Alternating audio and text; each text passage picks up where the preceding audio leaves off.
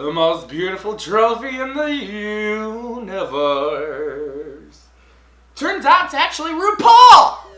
Hey everyone, it's me, Adam P, and welcome back to another Can We Talk, the 2017 EMMYS edition! Before we go on, if you like your entertainment and your pop culture, make sure you hit that subscribe button so you can always find the T that's for me, Adam P. Alright, let's dive on in, but remember, it's not that deep, okay? It's not that deep. I couldn't have thought of a better host. Stephen Colbert. He opened up with a song. A shock. Neil Patrick Harris was seething. Already, I could tell immediately just from the opening song that they did. This award show was like the most woke, the most like aware of the political and the entire climate right now with our society. We get right to it. He made sure we had our Trump jokes. Don't worry, because he mentioned how Trump was nominated for 3 years in a row for an Emmy for Celebrity Apprentice, but he lost, and he said that it was rigged. And he says, don't worry, unlike the presidency, Emmys go to the winner of the popular vote. Now, he ain't lying.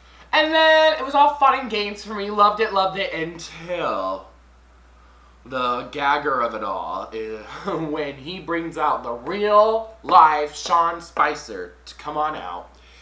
And Sean Spicer goes out there, looks very nervous, and just does his thing of, this is the highest attended Emmys and highest rated Emmys in the history of the world, or whatever. Something like that.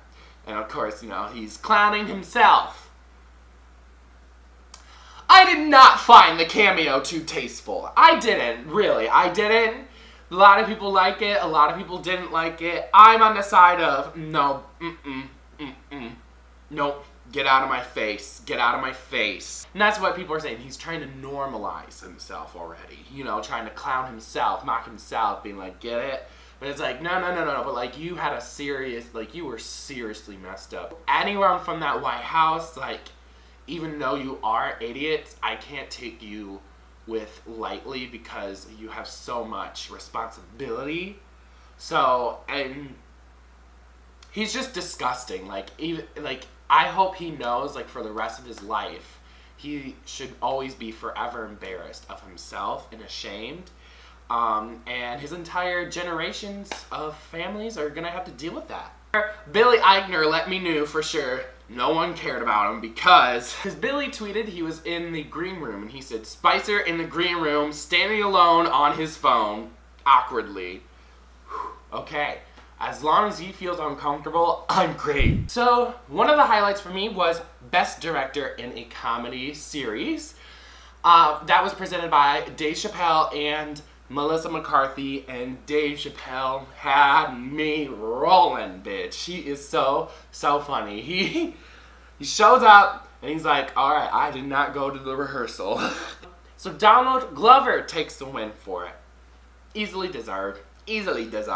Love him with everything with Community and to his stand-up and even to his music work. We have a 9-2-5 reunion, that's right. And their cameo was really, I lived for it. Because they said, in our movie 9 to 5, we dealt with a sexist, egotistical, lying, hypocritical bigot. Those are word for words in the movie. And she says, but now, today, we still don't stand for those sexist, egotistical, lying, hypocritical bigots. That's right. And then, of course, Dolly Parton, everywhere she goes, I notice this, every public appearance she makes, she has to make a boob joke. She has to make a boob joke. There's no other way. She has to squeeze one in.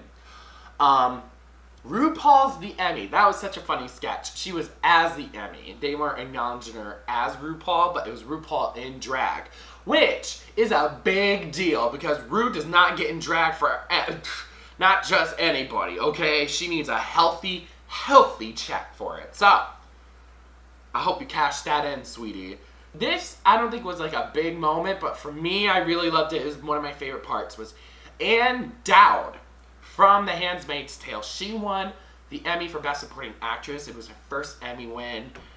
And it was just so nice to see how humble she was. She was very surprised, it seemed, and it just felt like a genuine like slice of humble pie. Like, it was just nice to see her. And, hello, girl, you earned it. You definitely earned it. Handmaid's Tale. Wow. Another favorite part of mine from the show was when they announced Best Writing for a Comedy Series. That went to Masters of None from Aziz Ansari and please forgive me if I mispronounce it. Lena Waithe. I'm really sorry. Either way, she made history for being the very first black woman to win for Best Writing for a Comedy Series. First one! Who knew black women were funny? Who knew? I guess the Emmys didn't know until now. And it was a butch queen, okay? Alright. Shout out to her. Her speech was everything. I think Aziz Ansari was fine that he didn't say really anything because he knew it was the more important side was that she made history, you know? And it was like a Thanksgiving episode about her character, you know, coming out to her family and dealing with it, you know? And so I was eating it up. She said, shout out to our LGBTQIA community because the things that make us different are our superpowers. And she said something like, you gotta put your cape on every single day. And she ends it with, thank you for embracing a little Indian boy from South Carolina and a queer black girl from the heart of Chicago. I was like, yes, God. Like, lesbians were out here killing it tonight, ladies. They were here, okay? And queer. And you better get used to it. Right after that is Best Competition Show. And of course, you know, I'm pulling for RuPaul. Pretty much the entire audience felt like they were pulling for RuPaul's Drag Race. Because when they were saying the nominees, that one had the biggest reaction, definitely. And it went to The Voice. Damn it. It went to The Voice. Wah, wah. I wanted RuPaul to get another Emmy, honey. He won already for Best Host, but yeah, definitely the crowd really didn't care about their speech. Definitely. And plus it was getting more to the end of the show. They're a little bit more drunk or like anxious or tired or ready to go. So we're getting to the part where people are like, let's wrap it up. Let's wrap it up. Well, when you see Julia Louis-Dreyfus on stage, that means the show's about to end because Julia Louis-Dreyfus, the mother of comedy, wins her 6th Emmy in a row. 6 for 6 for her Selena Meyer in Veep. I'm not at all mad. I am not at all mad. Because hello, like, if you watch the show, that character and what Julia does, it's like, it is legendary. I will say it is legendary. Like, beyond amazing. So, Julia, eat it up, girl. Also, I wanted to give out a shout out to Black Mirror, the San Junipero, Jupiter, the lesbian episode. It was everything. They won a lot of awards. Another program that won a lot of awards was Big Little Lies. I was sleeping on that. I have to watch it now. Another main highlight was when Nicole Kidman won it for her role for like lead actress, and oh, her speech was so Oscars. It was so film star. The whole TV audience was seething. It was just so theatrical. And you know, she did the classic, you know, sacrifices for my children, for my kids. It was a nice speech though, don't get me wrong. Let's shine a light by you acknowledging me with this award. Nope, that's not Australian. With you acknowledge me with this award, it shines more light on domestic abuse.